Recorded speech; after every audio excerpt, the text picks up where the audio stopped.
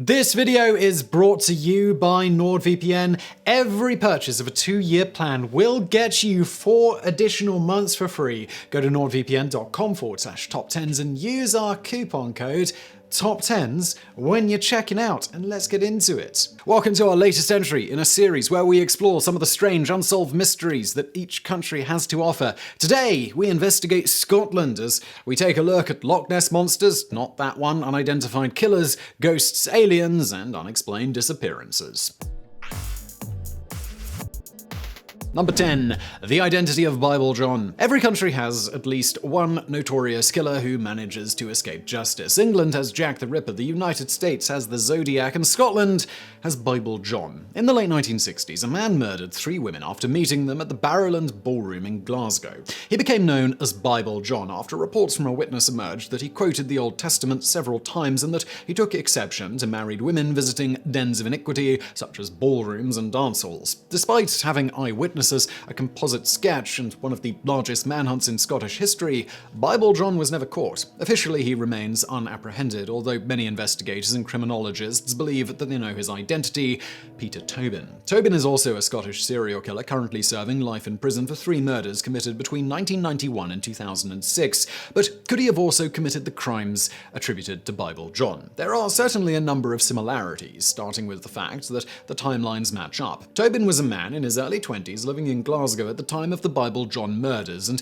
he left the city and moved to England right when the killings stopped. He was also deeply religious, bore a striking resemblance to the sketch of Bible John, and admitted to visiting the Barrowland Ballroom in his youth. It's nothing definitive yet, but this is one mystery that may actually be solved in the near future. Number 9. The Vanishing at the Flannan Isles Lighthouse. At first glance, the Flannan Isles represents a small group of unassuming islands off the coast of Scotland in the Outer Hebrides. No humans have inhabited any of the islands for almost 50 years, but it used to be that a few men lived on Eileen Moor, the largest of the islands, to look after the lighthouse there. And that brings us to our point today, because the biggest claim to fame of the Flannan Islands is something very strange that happened over 100 years ago in 1900. The 3 lighthouse keepers, they mysteriously vanished without a trace. The 3 men were James de Cat, Thomas Marshall, and William MacArthur. Shortly before Christmas, a 4th man named Joseph Moore was supposed to join them to make the rotations easier. He arrived on the island aboard the Hesperus, captained by James Harvey. This ship had made this journey plenty of times before, but on this occasion it became immediately clear that something was wrong. None of the usual preparations had been made, nor did anyone come to greet them. Upon further investigation, the crew of the Hesperus could find no trace of the 3 keepers on the entire island. Plenty of hypotheses, both new and old, point to some kind of supernatural phenomenon as to the cause of the disappearance, including aliens, ghosts, and sea serpents. There are also more plausible ideas, such as a gale or a giant wave that swept the men away. Number 8. The murder of Marion Gilchrist. The case of Oscar Slater still remains a giant black eye for the Scottish legal system, even now, 100 years later. It is one of the country's most egregious miscarriages of justice, fueled by prejudice, xenophobia, and anti-Semitism. In 1909, a German Jewish immigrant named Oscar Slater was convicted of the murder of Marion Gilchrist, a wealthy 83-year-old spinster. Somebody had entered Gilchrist's house while her maid was out, beaten her to death with a hammer, and began rifling through her drawers. A neighbor heard the noise and checked in on the old woman, forcing the killer to flee with only a brooch. A few days after the crime, Oscar Slater left for America after having recently sold a brooch to a pawn shop. This was all the evidence the police had to go on to arrest him. Never mind the fact that Slater had scheduled his trip before the old woman was murdered, never mind the fact that the brooch turned out to be a different one which belonged to his girlfriend, or that he had an alibi. Slater was charged, convicted, and sentenced to death, but later commuted to life in prison. His trial had been rife with prejudice, and his defenders pointed out all the flaws in the prosecution's case, with one whistleblower even alleging that evidence in his favor had been purposefully hidden. At one point, even Sir Arthur Conan Doyle got involved, publishing a 1912 pamphlet arguing for Slater's innocence. Slater was eventually released after almost 2 decades in prison, receiving £6,000 in compensation for the government. His case became rather notorious, but one aspect that is often left out is that the actual murderer, the true killer of Marion Gilchrist, has never been identified. Number 7. The Lost Legion. Legio IX Hispano was a Roman legion, which was originally formed during the 1st century BC when Rome was still a republic. When Augustus became emperor, he sent it to Hispania to fight in the Cantabrian Wars, and afterwards it spent the rest of the century involved in the Roman conquest of Britain. After Britannia had been been established as a province of the Roman Empire, there was still the land to the north called Caledonia, which mostly corresponds to modern-day Scotland. The Ninth Legion was involved in the conflicts against the Confederacy of the Caledonian tribes that formed to take on the Romans, but at one point it simply disappears from history without any clear mention of what happened to it. This occurred at any point between 108 and 197 AD. Obviously, we can expect some knowledge gaps given how spotty the historical record is from 2,000 years ago, but the Romans were usually pretty thorough when it came to keeping track of the movements of their legions. The most obvious solution indicates that the legion was completely annihilated in battle, but where this happens is still a hotly debated topic among historians. Many suggest that the Romans were killed fighting the Caledonians, and some even believe that the destruction of the Ninth Legion was one of the main factors which prompted Roman Emperor Hadrian to build Hadrian's Wall. Others believe the legion might have actually left Caledonia and later met its demise in Judea or Armenia, as there was certainly no shortage of conflicts at that time. Number 6. Morag the Loch Morar monster. The Loch Ness monster needs no introduction. We could not have a list about Scotland's greatest mysteries without a quick mention of the country's most notorious resident. However, because Nessie is so well known, we're not actually going to talk about her, but rather Scotland's second most famous loch monster, Morag. The mythical creature is believed to live in Loch Morar in the Scottish Highlands, the fifth largest lake in the country, with a depth of over 1,000 feet. The first ever sighting of Morag dates to 1887, and over 30 other alleged sightings have occurred since. The most famous of all took place in 1969 and involved two fishermen named Duncan MacDonald and William Simpson. The two claimed to have accidentally hit the loch monster with their boat, prompting Morag to attack them. In return, MacDonald began hitting the creature with his oar, while Simpson picked up his rifle and opened fire. This made Morag back away and sink back into the depths of the loch, but the two men later described the monster as being 25 to 30 feet long, with rough skin and 3 humps. After this, the Loch Ness Phenomena Investigation Bureau actually expanded its research into Loch Morar in the early 1970s, but just like its more famous cousin, Morag has eluded them. But something that shouldn't elude you is the value of today's sponsor, NordVPN. If you're online, you really should be using a VPN, and that's where NordVPN comes in. I know it's tempting not to bother, sort of just hype for the best, but really those stories you read about people having their data stolen, it does happen, and you don't want to make it easy for someone to do that to you, whether it's a nefarious actor snooping for your private information or a company tracking your activity. But using a VPN can be about so much more. For example, NordVPN lets you access any of its thousands of servers in different countries all around the globe. So, if you've hit the end of your Netflix queue, simply try changing the location of your server and get access to content libraries that, due to licensing agreements, are only available in specific geographic locations. NordVPN is also super fast, so watching video is a breeze. There's no lag whatsoever. You can also use it on all of your devices very easily, and up to 6 different devices with just one account. Also, there's no logs kept like other companies based in the EU or the US, because NordVPN is based in Panama, meaning they don't have to keep logs at all, which is great for your privacy. So take control of your internet experience right now. Every purchase of a 2-year plan will get you 4 additional months for free. Go to nordvpn.com/TopTenz and use our coupon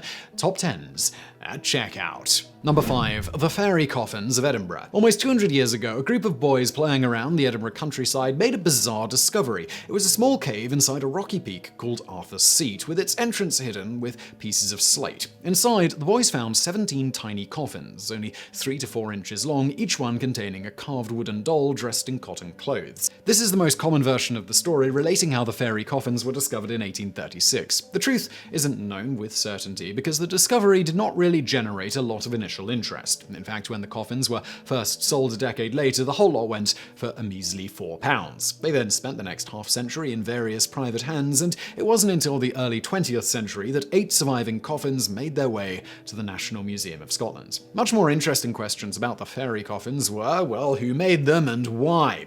Did they have some kind of ritualistic purpose, or were they just creepy toys? Maybe they'd even been used for witchcraft. This wouldn't be far-fetched, as the city had a long and violent connection with witches, having condemned and burned more people for witchcraft than any other city in Scotland. Another strange idea said that the coffins represented the victims of infamous Edinburgh murderers Burke and Hare, since the numbers matched up, and that it was done as some sort of symbolic rite. Number 4. Desmond Arthur, the Ghost of Montrose. Of course, like other countries, Scotland has spooky ghost stories, and we are looking at one of its most famous ones, dating all the way back to World War I. It involves Lieutenant Desmond Arthur, an Irish pilot who had the unfortunate distinction of becoming becoming one of Scotland's first aircraft fatalities. He was part of the No. 2 Squadron of the Royal Flying Corps (RFC), the precursor to the Royal Air Force (RAF. He flew out of RAF Station Montrose, the first military airfield in the United Kingdom. On May 27, 1913, Arthur's biplane crashed during a routine training flight, killing the lieutenant instantly. He was buried in a nearby cemetery in Montrose, but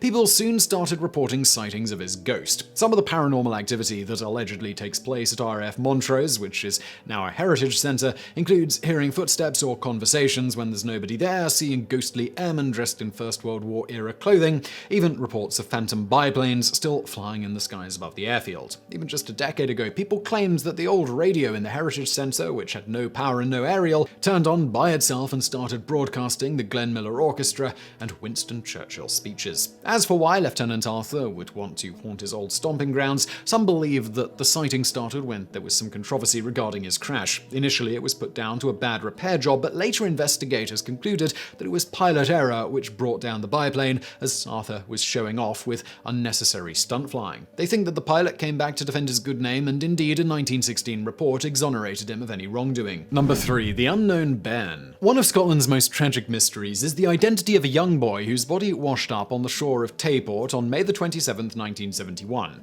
Found by a local postman, the child was between 2 and 4 years old and seemingly died of natural causes. There was a lot of publicity surrounding this case in its day, and multiple leads and hypotheses were put forward as to how the child ended up on that beach. Some believe that he may have been on a ship crossing the River Tay and fell overboard, but this would not explain why nobody would come forward to claim him. Others think his parents were too poor to afford a funeral, or that they were Irish travellers. Despite a nationwide appeal, he was never identified, and he was buried in Tayport as the Unknown Bairn. Number 2. The Dechmont Woods incident. We've talked about monsters, we've talked about ghosts, so naturally, we have to mention aliens. Scotland has its fair share of UFO sightings, but none more mysterious than the Dechmont Woods encounter of 1979. On November 9th, 61-year-old forestry worker Robert Taylor arrived home in rough condition, with cuts and bruises on his body, his pants ripped to shreds, and in a general state of confusion. Thinking he had been attacked, his wife called the police. Investigators arrived at the house expecting to look into an assault case, but Taylor had quite a different story for them. He claimed to have encountered aliens. While walking his dog at Dechmont Loch, he saw a UFO in a clearing. It was dome-shaped, about 30 feet high, and made out of dark metallic material. He then said that 2 smaller, spiked spheres came out of the ship and approached him, hooking their spikes into his trousers and pulling him towards the dome. At that point, Taylor noticed a strong burning smell and he passed out. He woke up 20 minutes later in the same place, but the UFO had disappeared. That was his story, and he stuck to it word for word until the day he died in 2007. Besides all the media attention it generated, this event stands out in UFO lore because it was actually investigated by the police. Officers went to the abduction location and found 32 strange holes in a pattern about 3.5 inches in diameter. They examined the forest machinery, but found no equipment that would make those holes. They seemed to indicate that a large object weighing several tons stood on that spot, but there were no signs of it moving in any direction, unless it went up, that is. Number 1. The case of Madeleine Smith. The trial of Madeleine Smith in the 19th century was shocking, sensational, and outrageous in its day, with many criminologists drawing comparisons to the case of Lizzie Borden in America. Here was a young woman from a wealthy, respectable family who stood accused of murdering her lover to hide their forbidden tryst. Madeleine Smith was born in 1835 to an upper-class Glasgow family. Unsurprisingly, given the time period, it was expected of her to marry an appropriate suitor, someone of equal status, but she didn't do that. Instead, when Madeleine was 20 years old, she began having an affair with a lowly apprentice nurseryman named Pierre-Émile L'Anglier. She wrote him hundreds of love letters and even promised to marry him, but had a change of heart once her parents found her a rich suitor named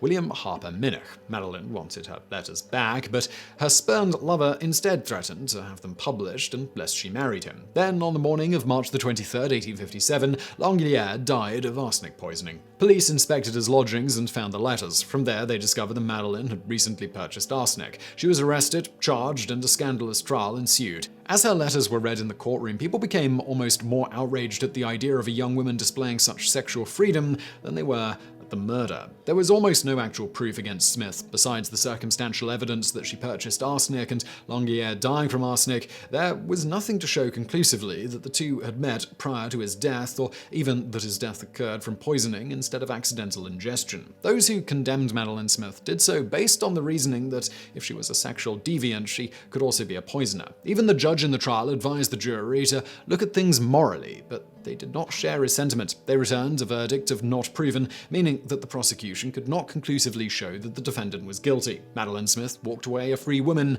and the case was never solved. So I really hope you found that video interesting. If you did, please do hit that thumbs up button below. Don't forget to subscribe, and thank you for watching.